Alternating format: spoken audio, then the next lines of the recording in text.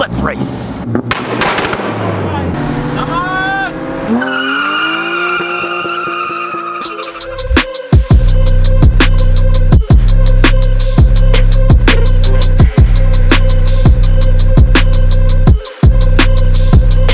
Here we go. Here we go. Here we go. Oh, dude, that's huge. That's a big fucking boy. Oh my gosh, that is huge, dude. Dude, that's like big. Like, I don't know if I even have enough airflow for this bad boy anymore. You have to do it upside down or something. Let's take the crash bar out.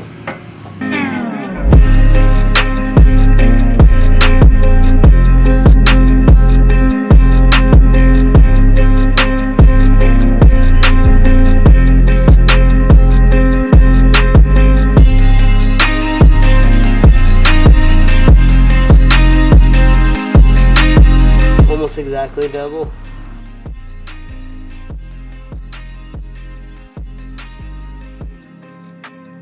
Spent 70% of its life at full boost. Double full boost. It really has though.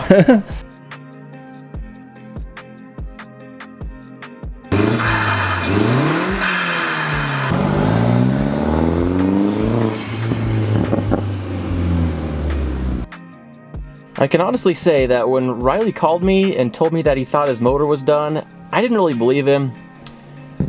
With that said, I definitely didn't expect to see this. It seems like every time this car appears in one of my videos, we always joke about racing. So, of course, right when I finally get my car to pass emissions inspection, something happens that makes it so we can't. I was on my way to work and I ran into a buddy, the Camaro SS. He'd always joke that we're gonna race, and ironically I catch him, and so we do like a bunch of pulls. We go for one last pull. It's always the last one, dude. One last pull. And freaking we go, and I'm like start catching up, and then all of a sudden I just like let it go. Like I just threw it in neutral because I was at like 7,000 RPM. I knew it was close to red light anyway. And so I just let it go into neutral and I just coast down. And as I'm like coasting over to get into my turn lane, like it just died.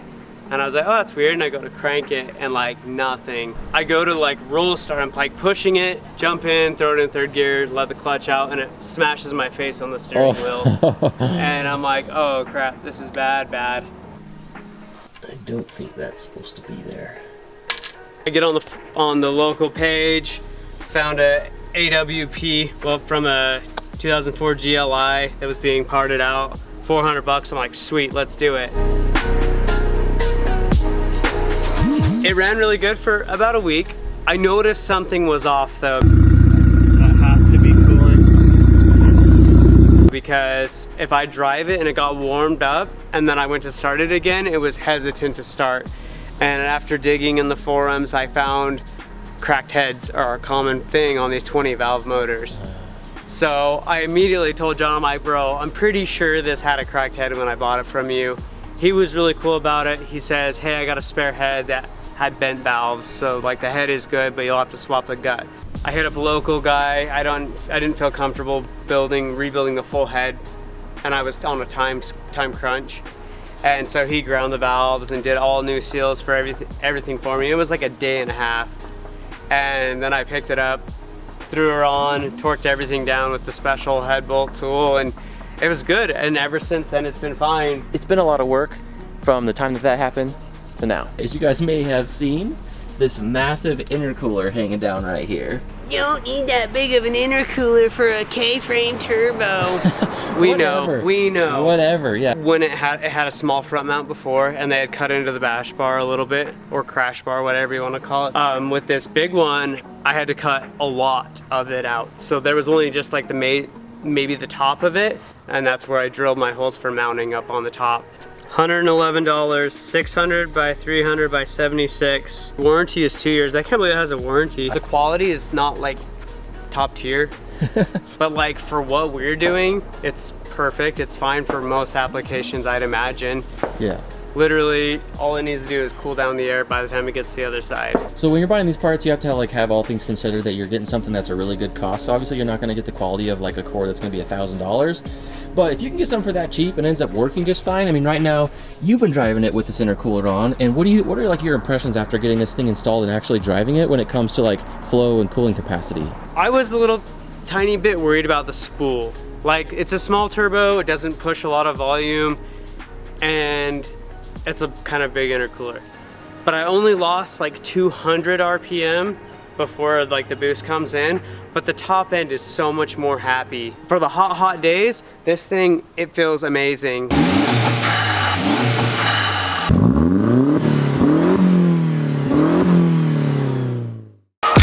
In this corner, we have a 1999 BMW E36 M3. That means we have the S52 B32 US engine with 240 horsepower and 240 foot-pounds of torque. Car weighs in at about 3,150 pounds from the last time I put it on the scales. 5-speed manual transmission. Couple interesting bolt-ons, not fully stock. We have an M50 manifold, intake, bigger throttle body, some headers that you can't really see, and a tune. And in this corner, we have a 2001 Golf GLI 1.8T that obviously isn't stock either. This engine from the factory had about 150 horsepower in this 1.8 turbo. It also has basically full bolt-ons and a tune, just like mine, but just on the turbo side of things instead of NA. And back here, there's a swapped KO4 turbo. Pretty cool video on that. If you haven't seen it, click up here. The Golf weighs in at about 2,900 pounds or so about 250-ish pounds lighter than, well, this car over here. Here's where I make a couple excuses that I think are pretty good. So 4,500 feet elevation, you're supposed to lose about 3% power per 1,000 feet. So being at about 4,500 feet, what is that, like 13.5% loss in horsepower and torque? Now, with all this simple math that I can easily do in my head, 240 horsepower times 0.135 is about 32.4 of a horsepower loss. So 240 minus 32-ish, 208. So this 1999 E36 M3 is basically a frickin' BRZ with an intake.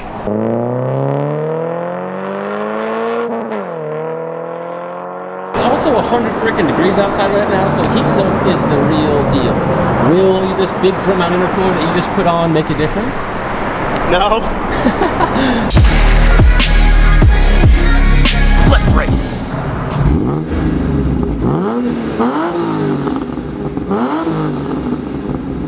Give me some revs! Oh my gosh!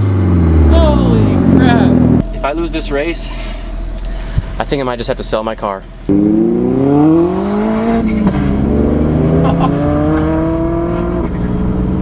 I totally understand heat soak and turbocharged cars.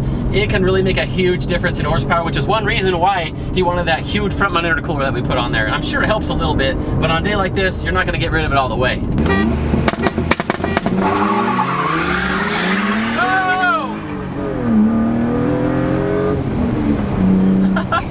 There was so much smoke coming off of his tires.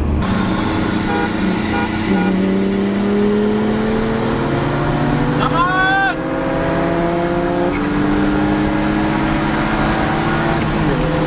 Oh my gosh! Woo! That was awesome! I love when the races are close. Oh my gosh. I thought when I was killing him back there that something was up, and it definitely was.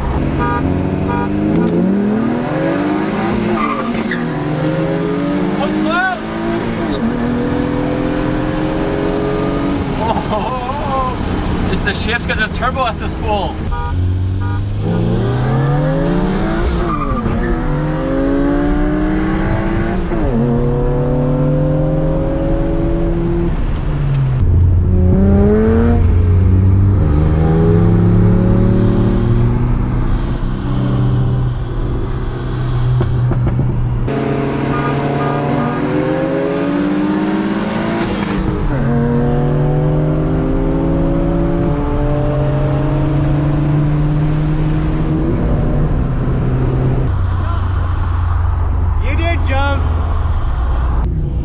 Let's do a little higher, third gear.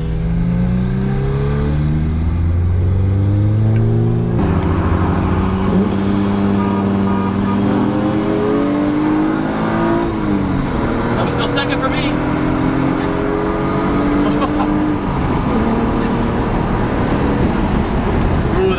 close too.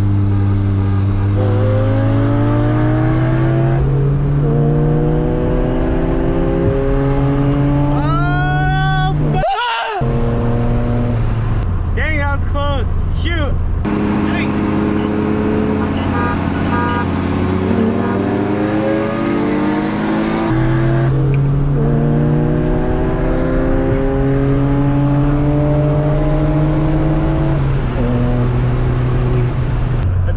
Super close. He definitely has like better top end power than me. It's weird. My car kind of falls on its face. Yeah! Woo!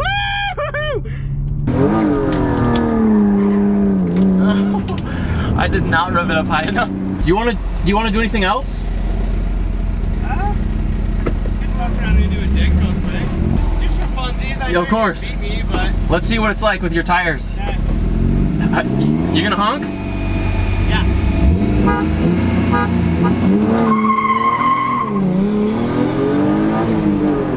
I don't think his launch control went off.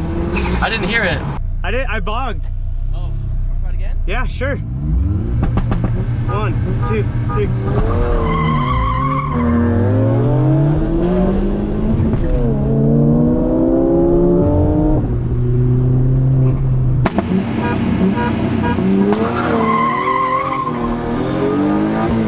Oh, hit me second this time.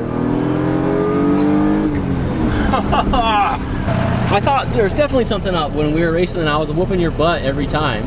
I knew it had to be way closer than that. That last race we did was so freaking close.